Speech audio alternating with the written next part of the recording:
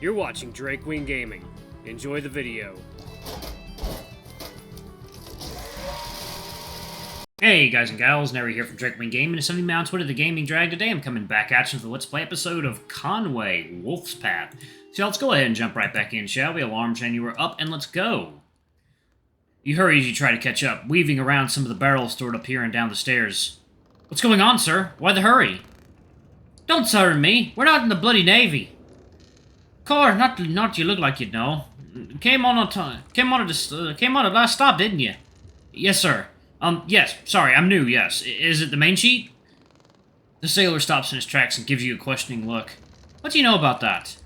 Just that it was worn. Your answer doesn't appear to have satisfied his curiosity. I had a sailor mention that it needed mending. I heard try to remember what Julian said, uncertain why the sailor is looking at you the way he is. With the new sail, the sheets get worn more than usual in the blocks. Samuel went to go help with that while we were all swabbing the deck, but he went by himself. I didn't go. You trail off, realizing how obvious of a statement it is. Anyway, the sailor stares at you for a few seconds. What would I care about that? I don't care about what you know about the sail. I mean, if you know anything of value. Suppose it was lucky of you not to go. Poor bastard. Me? Not you. Samuel. Our sergeant needs someone to help her keep clean water and bandages around and whatever else she needs while she patches him up. He starts walking again, obliging you to follow along. They mentioned that you were free and we need the experienced crew up top with the spanker reefed the way it is. Now someone else has to go fix it, and well, any of you could fetch water and hold bandages as well as anyone. Your steps lead you down further into the ship, down the stairs from the commons area. Wait, is he hurt? Or are you not paying attention? He stops at one of the doors in the dark bowels of the ship. Just get in and Regia will get you sorted. I'll have to get the others again. With equally hurried steps, he makes his way up the stairs again and leaves you alone in the front of the door. He knocks softly on the door, 2 short taps that are met with a momentary pause before a response rings out. Come in! As you open the door, you step into the cabin and find Samuel seated near the back wall. He leans against a table, his face showing signs of discomfort. There's also a hint of relief in his expression as he sees you. Samuel manages a faint grin. Hey, thanks for coming. I guess who's gonna have a new scar? You chuckle softly, glad to see Samuel being taken care of. Regia looks up from her work and smiles warmly as you enter. We were just finishing up here. Despite how he acted, Samuel's not actually losing his leg. He'll be fine with a few days of rest. How's he doing? Regia finishes wrapping the freshly stitched wound with a bandage. He's tough. Thanks, Mom, but I can speak. It's fine. Just scratch. But you're you, Samuel, and you'd call losing both your legs just a scratch. Regia turns back to reply to you. He's tough. Not that tough. She emphasizes it and turns to Samuel for a brief tease before she continues on. But it'll take some time for him to fully recover. However, he'll be up and about before long, I'm sure. Is there anything I can do to help? You ask, eager to be of assistance. Regia glances at a nearby shelf and then back at you. Actually, yes. Can you fetch that bottle from the shelf over there? It will help with the pain. Curious, you retrieve the bottle as instructed and bring it to Regia. She takes it from you with a grateful smile. Thank you. This should do the trick.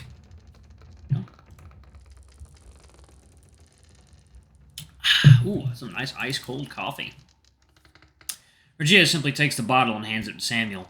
Samuel turns the unmarked bottle in his paws before uncorking it, and to his pleasant surprise, the aroma of rum fills the air. A faint chuckle escapes him. Well, that's a welcome surprise. Always the best part about being sick, Regia. You really know how to treat a weary sailor well. The maned wolf tips the bottle back for a long sip, almost immediately looking much better than he'd been a moment ago. You know, Sam, these stories about rowdy sailors who live for nothing but grog and chasing women. Samuel lifts the bottle away from his lips and tips his head to the side. Well, what about them? Somehow you managed to tick all those boxes and none of them at the same time. Well, I wouldn't chase you, first of all. You just leave me trailing a mile behind in a heartbeat, darn cheetahs. She couldn't help but chuckle. And the rum. I have to play up my toughness for the greenhorn there, don't I? Do you? Maybe a little bit, but he's been fine so far. Trying my best. Appreciate the rum either way, though. You're welcome. Just don't overdo it, okay? Pursed down half a bottle and looked like a wreck yesterday. He did sleep pretty firmly, though. Oh, that was her, okay. The hangover couldn't have been that bad, then. Are you sure he had one? And it wasn't just because, his hand's all fucked up. Sammy waves off the concerns with a brief flick of the wrist. He did, in fact, mention it. As Regia continues to chat with Samuel, you take a moment to observe the surroundings. The cabin is well organized, with shelves of various ingredients and tools neatly arranged. It's clear that Regia is well prepared for her work. You should be returning to your duties, no? And new as you are, you won't be getting much leeway during Arthur's shift. The cheetah's words jolt you from your thoughts. You immediately frown, despite knowing that Regia is correct. Guess you're right. It shouldn't look like I'm slacking out at all. Despite wanting to stay to help and make sure Samuel's okay, you know it's not the right call. Turning to head for the door, you pause long enough to peek over your shoulder at the cheetah and maned wolf. Make sure he gets as much rest as he needs, alright? The cheetah nods and smiles politely. Of course! I know how to handle this one. He'll be forced to rest more than he thinks he needs. Samuel simply raises his bottle in a toast to no one. As long as you bring me more of these, I'll stay on my butt for as long as you don't want me to. You shake your head and laugh as you leave Regia's room, closing the door behind you as you head up the stairwell to the deck. Leaving Regia's quarters, you ascend the narrow stairs back to the bustling deck. The salty breeze hits your face, immediately helping to ease the lingering tension that had been building up inside. As your eyes adjust to the sunlight, you spot Wolf and Julian a short distance away. Wolf is leaning against the ship's railing, his arms crossed and his gaze fixed on the horizon. Julian stands nearby, fidgeting with a piece of rope. As you approach, Julian notices you first and gives you an enthusiastic wave. Hey, how'd it go down there? Is Samuel gonna be alright? Wolf shifts his gaze towards you, his expression guarded. Yeah, what's the news? You offer a nod, acknowledging their curiosity. You know about it already? News travels fast on a tightly packed ship, and even as the new guy, it's difficult not to hear if something's off. Well, so far so good. Sam's not in danger as far as I can tell, at least.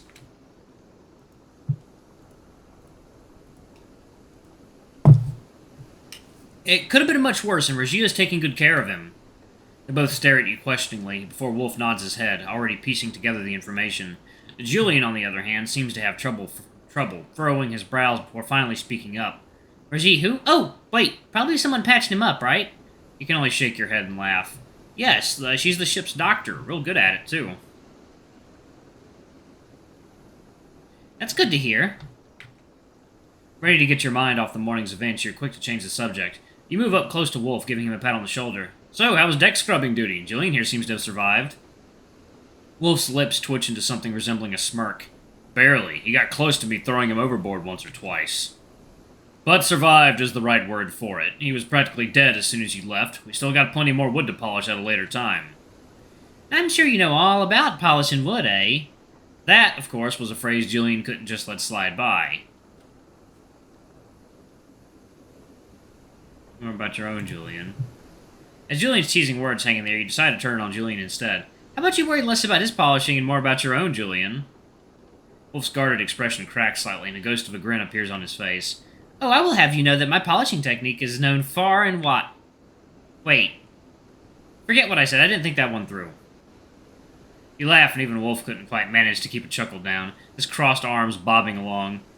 I have no doubt that you're quite well known for it, Julian. The polishing, I mean. Of the deck. Of course. The deck.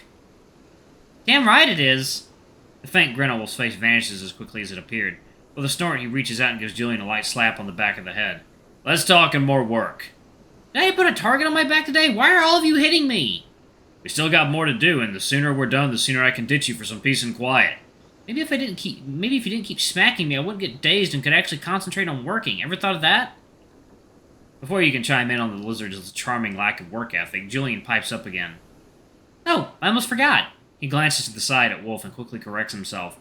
We almost forgot. Speaking of getting beaten up, Arthur came stomping out here, real grumpy and unpleasant. Thought he was going to throw me overboard, I swear. Ended up telling us to let you know to report to him at the helm the moment we saw you. Wolf only nods in agreement.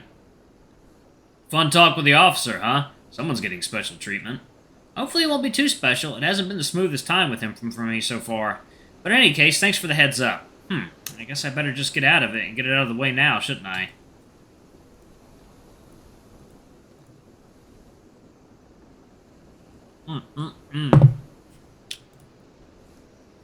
Or jump overboard. Wolf's eyes soften and his lips twitch. His teasing almost appears like a threat. He's got a point. When was the last time you fully bathed? But no, don't wait. You get in trouble, we're gonna get in trouble, and I'm not ready for that. That hard stare from him today was more than enough for me. You roll your eyes and step away from the railing. With a casual wave over your shoulder, you leave the two of them behind and begin making your way along the length of the ship's deck towards the helm. The rhythmic creaking of the ship's structure beneath you and the distant sound of waves crashing against the hull meld with the sounds of the various crew activities happening around you. A gentle reminder that ship life goes on regardless of your own personal story. It's a comforting thought, one that helps ease the nervousness building in your belly as you approach the helm. Nearing your destination, you notice Arthur standing there, his gaze fixed out to the sea. The wind tugs at his coat and hair, giving him a fitting air of authority and sternness. He looked all the part of the officer that he was. "Brute," Arthur calls out, his deep voice carrying over the sounds of the ship. You glance up and meet his gaze, feeling a slight nervousness that wells up within you. Making your way up to the steps to the helm, you stand beside the towering figure of the horse. "Sir," you respond, giving a respectful nod. Arthur's eyes shift from the horizon to you, his expression serious. "I was told that you were checking on Samuel. Was he doing well?" "Yes, sir," you confirm, wanting to give a straightforward answer. A flicker of emotion crosses Arthur's face, a hint of sadness in his eyes. "Good. Samuel's a valuable member of this crew. It saddens me to see him hurt." You offer a sympathetic nod, acknowledging his sentiment. "But..." Arthur's voice turns sharp and he turns to fully face you. "I can't help but wonder about the circumstances of his injury. This feels different." Confusion tugs at your features as Arthur's tone shifts. "Different, sir?" The horse offers nothing but a sigh at your question. Instead of answering, Arthur makes a motion for you to follow him, leading the way down from the helm and toward the edge of the ship, providing a modicum of privacy for the conversation. "Different," he emphasizes after a quick check to be sure no crew member was listening in. "I'll be to the point, recruit. You were not present during the incident today, correct?" You shift uncomfortably at the question, glancing momentarily to the side before finding Arthur's gaze with your own. "Yes, sir. I was attending to my own duties at the time and only heard about it later."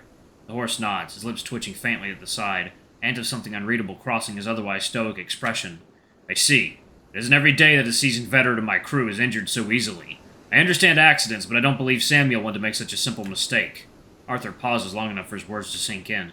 "Humor me, would you? What exactly were you doing at the time of the incident?" Arthur's expression doesn't seem to change. He's silent for a moment of thought, stern gaze locked directly with yours. "Of course, I assume Wolf and Julian will vouch for you. It's rather difficult to trust the word of those who haven't proven themselves yet, wouldn't you agree?" They're new, but they're giving it their all. Julian and Wolf might be new, but they're giving their all. I am too. They were working hard, and I believe they'd confirm my presence there. Arthur's brow furrows slightly, his suspicious demeanor intensifying momentarily. "You have a lot of faith in them for someone who's only been here a day." "That's true, sir, but trust has to start somewhere."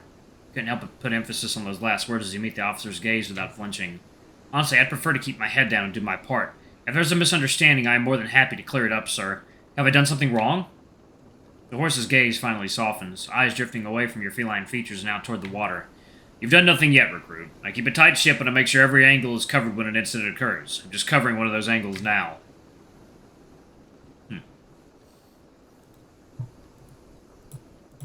Like, you know. His coffee's always so damn good. Arthur gives you one last look, his eyes studying your demeanor as if trying to glean something deeper. It's a practiced gaze, one that hints at his experience in evaluating people. The stern atmosphere is broken by his next words. "That's all for now. If I have more questions, I will find you. Now, I believe you have an assigned duty to return to. If not, return to Julian and Wolf and help them. I'm sure another set of hands would be appreciated. Regardless of the situation, I want you to know that I take the safety of this crew seriously." Arthur's voice carries a note of stern authority. "Keep your focus on your duties and we won't have any issues. Now, get back to your work." His words hang in the air for a moment, a weighty reminder of the expectations thrust upon you the moment you came aboard. As Arthur turns to return to his post, you're left with a swirling ache in the pit of your belly. Alright, y'all, I'm going to pause it right there. Thank y'all so much for watching. Don't forget to like, comment, subscribe, ring that notification bell, and check out our Patreon if you can. It always helps. Before I go, I'm going to give a quick shout-out to our lovely bronze tier patrons. Thank y'all for what you do for the channel. We greatly appreciate your support. Thank you to our silver tier patron, Kate Silverman. Thank you for going above and beyond. It's greatly appreciated. And thanks to our 3 gold tier patrons, Zeke, Toby, and Blue Wolf Alpha. Y'all are awesome. We love you. Thank you for subbing to Ultimate Tier. Anyway, if y'all want to get your names in the credits, get access to all of our unsafe reward contents as little as $5. Alrighty, I love you all, and I'll see y'all in the next video. Bye-bye!